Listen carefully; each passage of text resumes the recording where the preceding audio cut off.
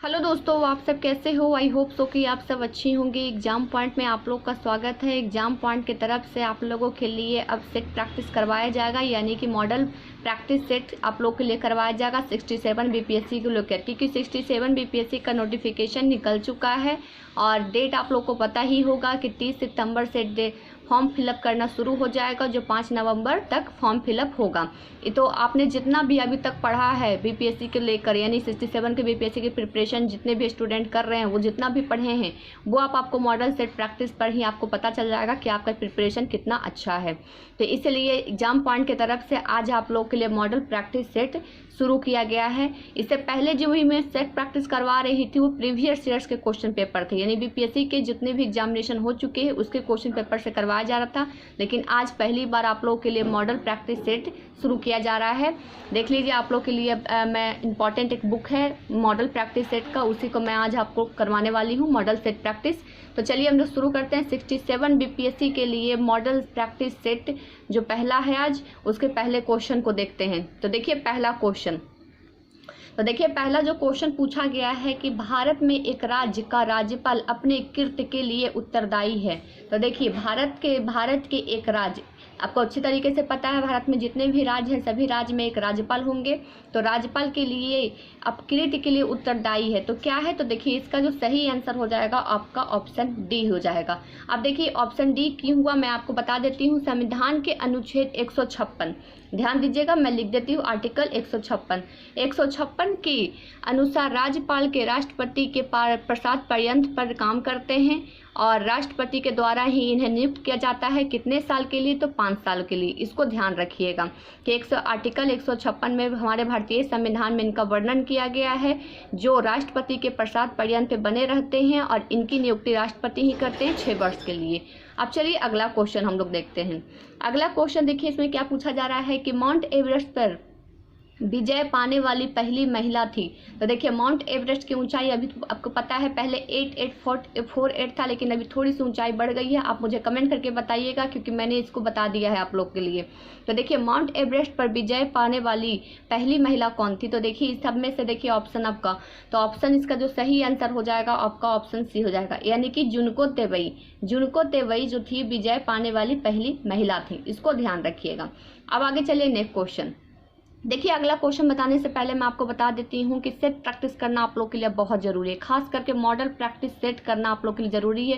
Previous set के question paper को अगर आप अभी करेंगे तो कोई दिक्कत नहीं है। मॉडल प्रैक्टिस सेट करने से आपको ये फायदा होगा क्योंकि उसमें करंट अफेयर भी सम्मिलित होते हैं, इसीलिए आपको मॉडल प्रैक्टिस सेट करना भी बहुत जरूरी है। क्योंकि एग्जामिनेशन का डेट नोटिफिकेशन आ चुका है, फॉर्म फिलअप होना शुरू हो जाएगा।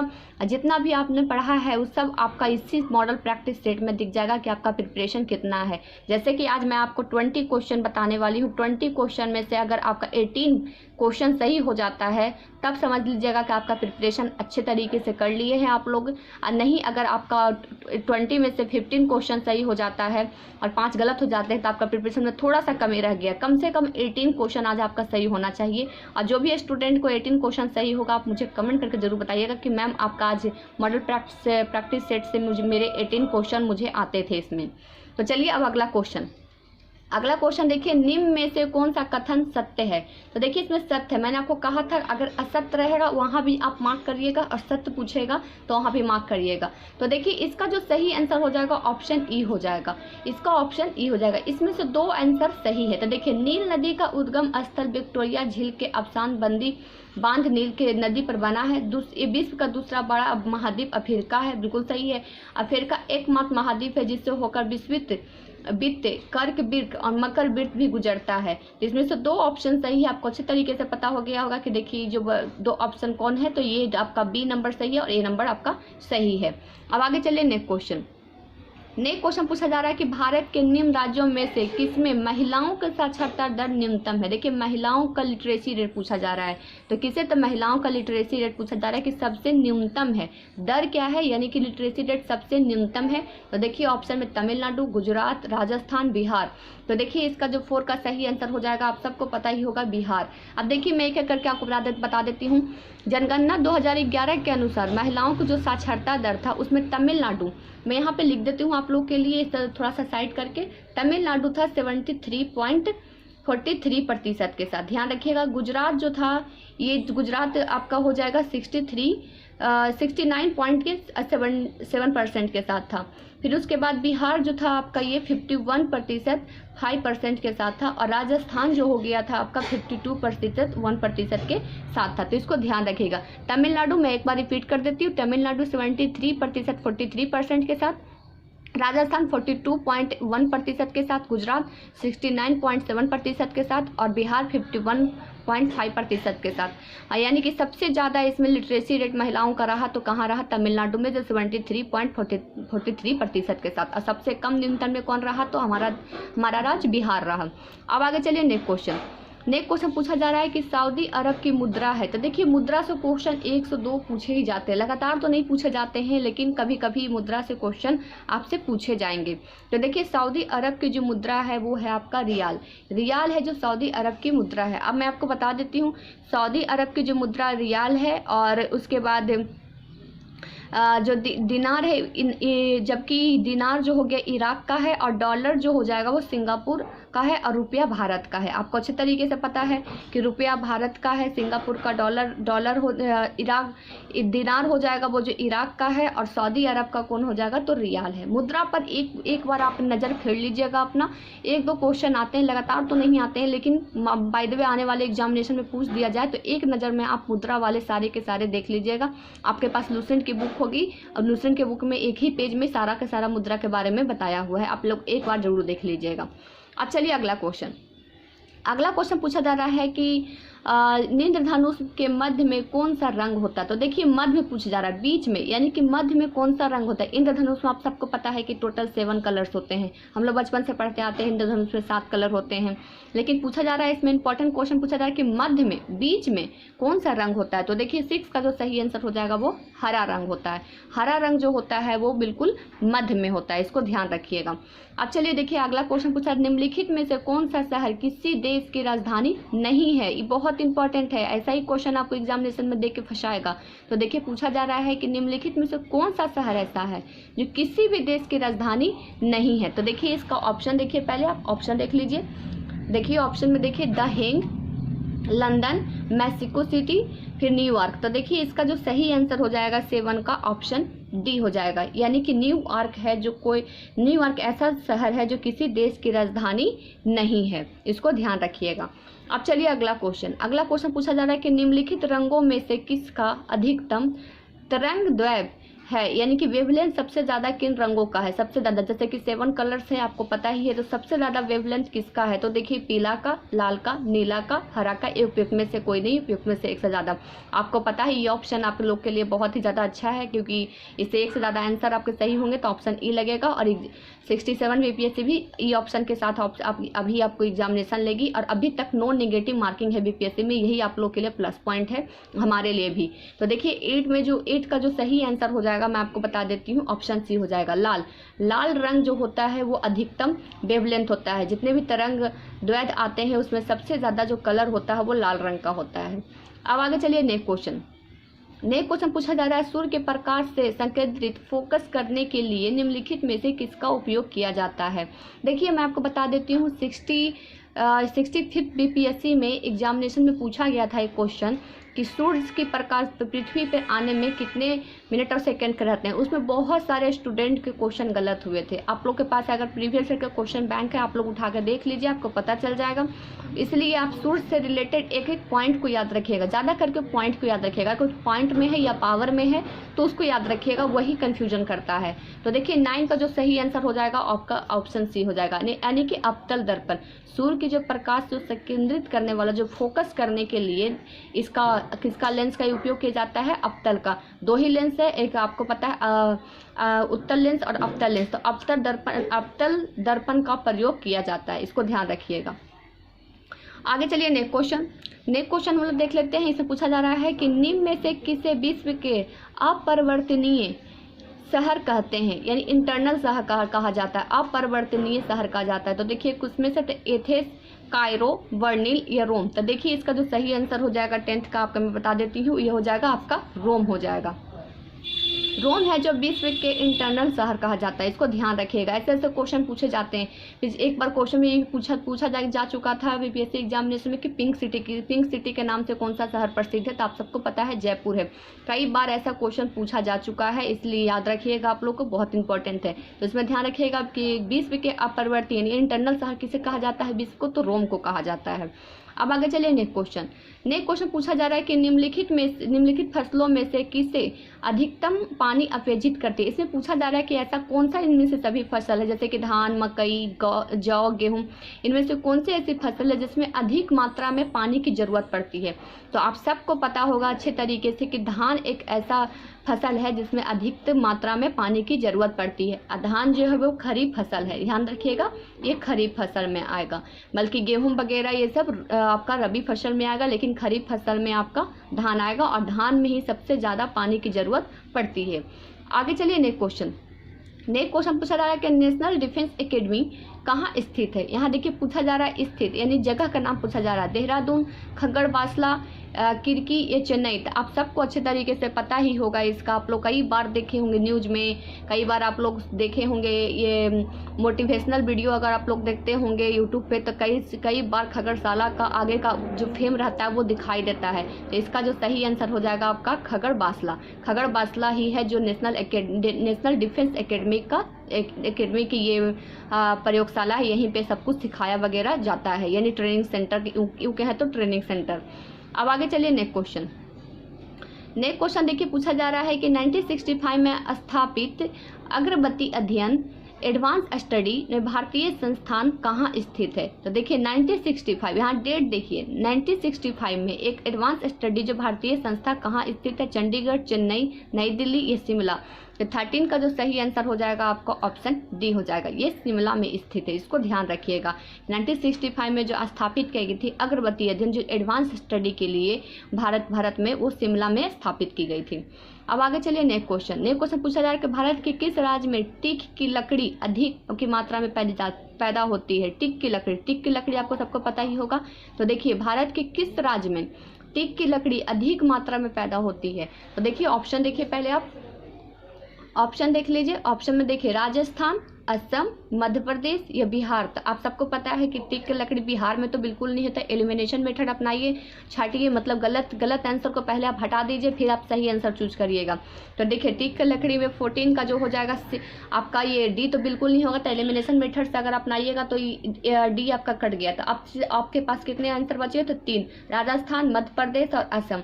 तो देखिए राजस्थान तो देखिए आपको अच्छे तरीके रेगिस्तान है, तो ये रेगिस्तान टाइप में है, तो यहाँ पे तो टीक की लकड़ी की होगा ही नहीं।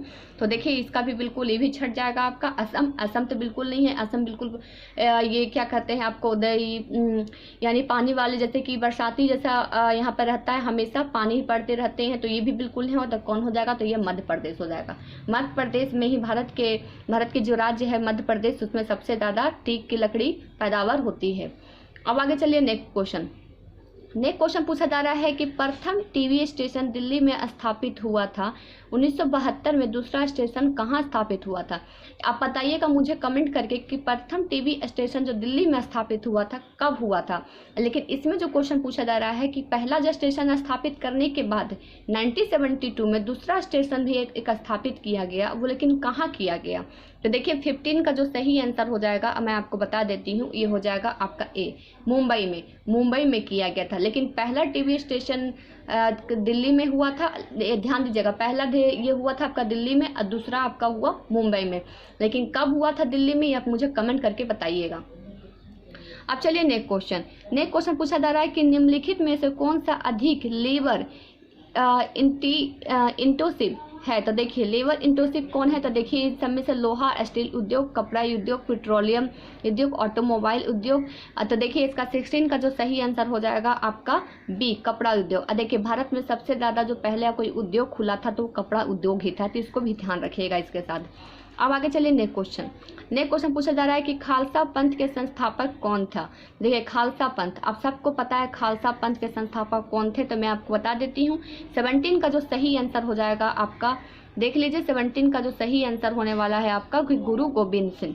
गुरु गोविंद सिंह यानी ऑप्शन सी, ऑप्शन आपका हो जाएगा ये डी हो जाएगा, सी नहीं बल्कि डी हो जाएगा। ध्यान दीजिएगा यहाँ पे आपका डी हो जाएगा। देखिए 1699 ईस्वी में गुरु गोविंद सिंह ने खालसा पंथ की स्थापना की थी। ध्यान दीजिएगा 1699 ईस्वी में, 1699 ईस्वी में ही गुरु गोविंद सिंह के द्वारा ये खालसा पंथ का स्थापना किया गया था। अब आगे चलिए नेक्स्ट क्वेश्चन पूछा जा रहा है कि गंगा नदी के तट पर कौन सा शहर बसा हुआ है। ये आप लोग को क्वेश्चन फंसा देगा क्योंकि यहाँ पे ऑप्शन इस तरीके से दिया हुआ है। एक्चुअली सेट प्रैक्टिस को मैंने पहले खुद बनाया है, मॉडल प्रैक्टिस को, उसके बाद मैं आपको बता रही हूँ, क्योंकि आपको बताने से पहले मुझे इसको खुद देखना पड़ा, क्योंकि इसमें इंपॉर्टेंट क्वेश्चन कौन कौन से हैं मुझे आपको बताने के लिए इसको खुद बनाना पड़ा है पहले। उसके बाद देख रहे हैं कहीं कहीं पे टिक जैसा भी निशान लगा हुआ है, इसलिए मैंने इसको पहले खुद बनाया है, उसके बाद आप लोग को बता रही हूँ। तो देखिए गंगा नदी के तट पर कौन सा शहर बसा है, तो ऑप्शन के अकॉर्डिंग आप सब लोग फंसने वाले रहेंगे यहाँ पे। देखिए पटना, अयोध्या, इलाहाबाद, लखनऊ। बहुत सारे स्टूडेंट पटना लगा देंगे, अधिकतर स्टूडेंट पटना इसमें, लेकिन ये पटना नहीं होगा। इसका जो आंसर हो जाएगा ऑप्शन ई हो जाएगा। पटना, अयोध्या, इलाहाबाद, लखनऊ, बिल्कुल इन चारों में से कोई भी शहर गंगा नदी के तट के पर नहीं बसा हुआ है, इसको ध्यान दीजिएगा। तो ये कौन है, तो देखिए मैं आपको बता देती हूँ, ये वाराणसी है। कौन है, तो वाराणसी। तो इसका ध्यान दीजिएगा, वाराणसी है ये, मैं यहाँ लिख देती हूँ आप लोग के लिए। तो देखिए गंगा नदी के तट पे जो शहर बसा हुआ है वो वाराणसी है। अयोध्या भी नहीं है, अयोध्या सरयू नदी पर है, लखनऊ गोमती नदी पर है, इलाहाबाद में आपको अच्छे तरीके से पता है। उसके बाद पटना में गंगा नदी बहती है, बल्कि तट पे इसका बसा हुआ नहीं है। तो वाराणसी है ऐसा शहर है जिसमें गंगा नदी के तट पर बसा हुआ है। अब चलिए नेक्स्ट क्वेश्चन जो पूछा जा रहा है आपसे, देखिए इसमें पूछा जा रहा है कि निम्नलिखित में से कौन सा राज्य अपने सुंदरी किनारों के लिए प्रसिद्ध है और पर्यटकों के लिए मुख्य आकर्षण केंद्र है। यानी कि ऐसा कौन सा राज्य है जो समुद्री किनारे के लिए बहुत प्रसिद्ध है और पर्यटक यानी टूरिस्टर लोग के लिए मुख्य आकर्षक है। गुजरात, तमिलनाडु, गोवा, पश्चिम बंगाल। तो 19 का जो सही आंसर होगा आप सबको पता है कि ये पर्यटक लोग ज़्यादा करके आप सब गोवा। कहाँ है, तो ये गोवा। और गोवा पहले आपको अच्छे तरीके से पता था, पुर्तगाली में था। और गोवा का जो ये स्थापना कब हुआ है आप मुझे कमेंट करके जरूर बताइएगा इसका डेट। अब आगे चलिए नेक्स्ट क्वेश्चन पूछा जा रहा है कि महाराज रंजीत सिंह ने राज्य की राजधानी कौन सी थी। तो यहाँ पे ए हो जाएगा, मिट गया है ये। तो देखिए महाराज रंजीत सिंह की राज्य की राजधानी, महाराज रंजीत सिंह कहाँ के थे, तो आप मुझे कमेंट करिएगा। देखिएगा महाराज रंजीत सिंह की जो राज्य की राजधानी कहाँ थी, तो देखिए 20 का जो सही आंसर हो जाएगा मैं आपको बता देती हूँ, ये हो जाएगा आपका ऑप्शन ए, लाहौर। राज्य की राजधानी कौन थी, तो ये लाहौर थी। देखिए जो भी मैंने अभी आपको 20 क्वेश्चन बताया बहुत इंपॉर्टेंट है। जो क्वेश्चन को मैंने आपको कहा कि कमेंट करके बताइएगा, आप मुझे जरूर कमेंट करके बताइएगा, क्योंकि कमेंट करिएगा ना तो आप जो क्वेश्चन आप लिख दीजिएगा वो आपको कभी नहीं भूलिएगा। जैसे मैंने आपको कहा अभी कि गोवा का स्थापना वर्ष मुझे बताइएगा, तो अगर 1-2 बार आप लिख देंगे, किसी भी यूट्यूबर के अगर आपको कमेंट करने के लिए बोलते हैं, तो इसका एक ही मतलब होता है कि आपका वो रिवीजन के सेक्शन में आ जाएगा, आपको याद हो जाएगा। 102 बार आप किसी चीज़ को लिख दीजिएगा तो आपको खुद अपने आप याद हो जाएगा। तो जितना भी मैंने अभी आपको कमेंट करके बोला है कि बताइएगा आंसर, उसका आप जरूर ढूंढ के बताइएगा। अगर आपको नहीं पता है तो आपके हाथ में एक ब्रह्मास्त्र मोबाइल है और उसमें यूट्यूब है, उससे आप ढूंढिएगा, गूगल है, गूगल से पूछ के आप मुझे कमेंट करके जरूर बताइएगा। आप फिर आप देख लीजिएगा, जो क्वेश्चन आप लिख देंगे वो फिर आप कभी नहीं भूलिएगा। तो चलिए आज पहला मॉडल प्रैक्टिस सेट मैंने आप लोग को लेकर करवाया 67 बीपीएससी को लेकर। इसमें 20 क्वेश्चन मैंने बताया, 20 क्वेश्चन में जो इंपॉर्टेंट फैक्ट्स है उससे मैंने आपको लोग को बता दिया, ताकि आप लोग को अच्छे तरीके से इस मॉडल प्रैक्टिस सेट का फायदा हो सके 67 बीपीएससी को लेकर। मैं बार बार आपको बोल रही हूँ, आप अपनी जितना भी पढ़ाई कर चुके हैं रिवीजन के लिए 102 घंटे उस पर टाइम दीजिए। जितना टाइम हो सके आप सेट प्रैक्टिस बनाइए। अगर आप घर में स्टडी कर रहे हैं तो घर में मॉडल प्रैक्टिस सेट लेकर करिए। और प्रीवियस ईयर के क्वेश्चन बैंक को आप नहीं बनाइए, क्योंकि क्वेश्चन बैंक बनाने का टाइम अब खत्म हो चुका है आपका प्रीवियस ईयर्स का। अब आपको मॉडल प्रैक्टिस सेट पे ध्यान देना, क्योंकि मॉडल प्रैक्टिस सेट में आपका करंट भी ऐड रहेगा। और आप जो अभी तक अगर नहीं लिए हैं मॉडल प्रैक्टिस सेट, तो अभी जाके मार्केट से खरीद लीजिए नया वाला, उसमें करंट अफेयर भी आप लोग का रहेगा, तो इसको ध्यान रखिएगा। अब इसके आगे का क्वेश्चन मैं अगले वीडियो में आप लोग को बताऊंगी, अब पूरे फुल डिस्कशन के साथ आप लोग के लिए रहेगा। 67 बीपीएससी का नोटिफिकेशन आ चुका है, फॉर्म भरने का डेट 30 सितंबर है, लास्ट डेट 5 नवंबर है, इसको ध्यान रखिएगा। और फॉर्म फिलअप अच्छे से करिएगा, ताकि आप लोग को सुधारने का मौका अब नहीं दिया जाएगा। बार बार बीपीएससी कह चुकी है कि एक ही बार आप लोग को सुधारने का मौका दिया जाएगा। इंस्ट्रक्शन आपको अच्छे तरीके से पढ़ना है। नोटिफिकेशन का टेलीग्राम चैनल पे मैंने भेज दिया है, उसमें आप लोग डाउनलोड करके उसको पढ़ लीजिएगा। तो चलिए, आज के 67 बीपीएससी के मॉडल प्रैक्टिस सेट पेपर 1 में बस इतना ही। फिर इसके नेक्स्ट वीडियो में आप लोग से मुलाकात होगी। Thank you so much friends.